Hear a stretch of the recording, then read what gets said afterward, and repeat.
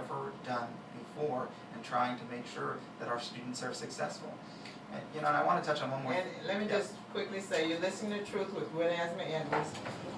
My guest is Andrew Spar, president for the Volusia Teachers Organization, and this is WLE, or Big 1380 AM on your radio dial in Ormond Beach, Florida. Goliath Radio, and we're happy to have you as our listeners. And again, this is Andrew Spar, president of Volusia Teachers Organization, and Truth with Azama-Edwards. Go ahead. Well, and the one thing I wanted to hit on just before the break there was the idea of testing. I think we are way over testing our students. We are testing our students to the point where I think it's becoming detrimental, and I am very concerned about the effects on what we're doing right now will have as our students continue to move to college and then to the workforce. We have become a very test-oriented system because of laws that are being passed on every year from Tallahassee. For the last few years, when Tallahassee lawmakers say, what do you guys want us to do to public education? We say, leave us alone. Let us do what we're doing. Leave us alone. And they have yet to do that. They have cut the budgets. They have increased requirements. They have increased demand. You will never find a more regulated industry than you will find in public education. Nowhere is the industry as regulated as it is in public education. We have rules and laws for everything, including baggy pants now.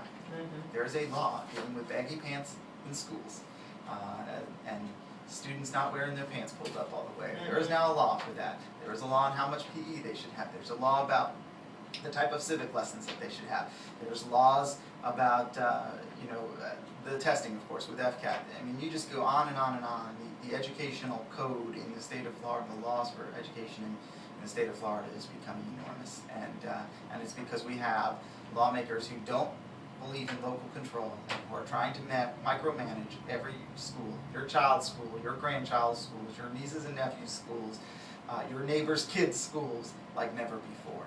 And that's where we have to start making some changes. And actually, one of the things that we're going to start doing as a union is we're going to be talking to our members about running for office. We need teachers. We need electricians.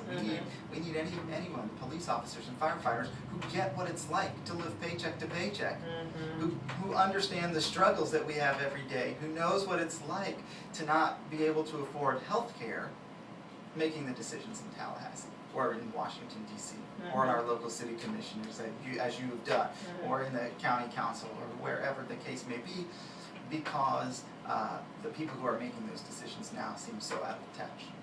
And it doesn't matter what party they're in.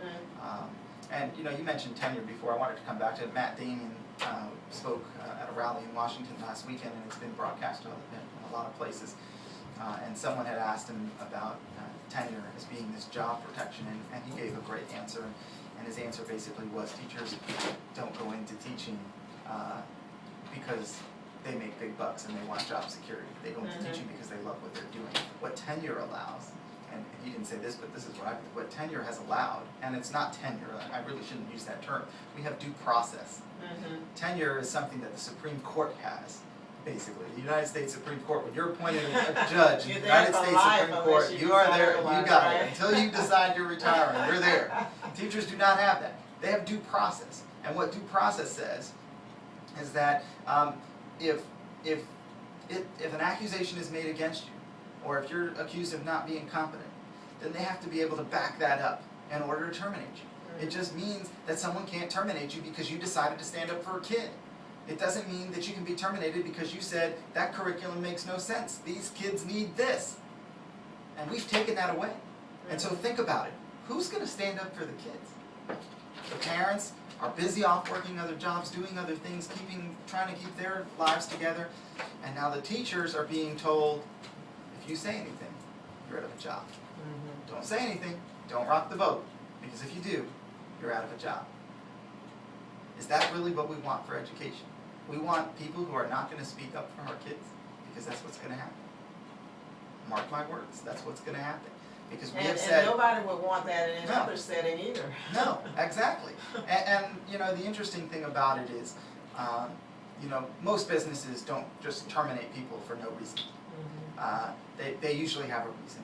And they do that, and they make sure they've documented the reason, because they don't want to get sued. And so in our public school system, you know, we didn't have all those kinds of issues because we had a process to terminate an employee. It was not impossible. It didn't even take a long period of time, as a lot of people would believe. It would take about 6 months to terminate an ineffective teacher. And if a teacher had done something egregious, it would take a lot less. And so it just said they had to have due process rights. It just said that it was just an issue of when someone has done something that you believe is wrong, you have to confront the issue, you have to document the issue, you have to show that it truly was egregious in what they've done, and then you can terminate them. And that process has been taken away. So now teachers have no protections in that regard. Teachers new to the profession will not have that. So, you know, who's going to want to go into teaching? And what do you say to someone who says all unions do is really protect the bad teachers and help them to keep their jobs? Well, you know, I believe those are people who are just so ill-informed, it's not even funny. We do a tremendous amount. Our view, and my view has been since I've been president here, how do we help our teachers be the best that they can be? Which should be the view for any employer and every employer, no matter where they find themselves. Exactly. Because you make a big investment in employees. Exactly. So just to let them go really makes no sense whatsoever. Not in terms of true logic, and if you really want to be cost efficient and everything else. And realistically, let's think about it. If I'm the CEO of a business and I want to support a candidate like we're seeing now, I'll give hundreds of thousands or millions of dollars to political campaigns. There's industries that do that every day.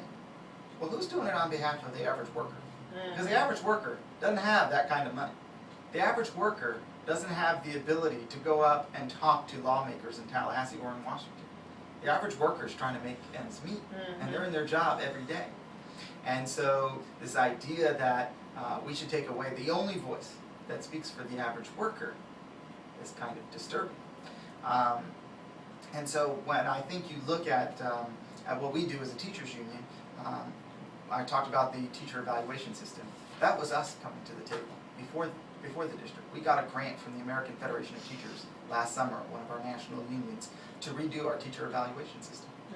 And so we went to the district and said we want to put in this grant. We wrote the grant. The district agreed with it. They signed off on it, and we were awarded this grant, and thus began the work. Before Race to the Top, before anything coming out of Tallahassee, we were already working on it, and it was the union that came to the table. And we've done incredible things this year, but it's been done in a joint fashion. We have had about 100 teachers and administrators working, and in every committee we've had an equal number of teachers and administrators, and we've had co-chairs, one from the teacher side, one from the management side, in all of these committees. And the work that we have done has been incredible.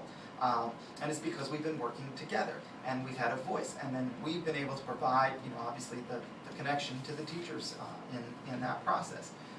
We're bringing a program here called PAR, Peer Assistance and Review. This is where teachers are going to be working with new teachers or struggling teachers, and that program is a union program. Supporting, it's modeled a lot after the medical field, the idea of supporting people when they first start or are struggling. We don't do that right now. We give teachers the keys and say, here's your classroom, have fun. We're actually going to have people who will be working with them one-on-one throughout the entire year, and maybe even into their second year if this program goes the way we want it to, working with teachers and helping them be successful so the learning curve is reduced, and that our students are getting a better education ultimately. That idea came from the union. The professional development we provide for our members is extensive. And we do it so that they can meet state requirements, but also so that they can be better teachers.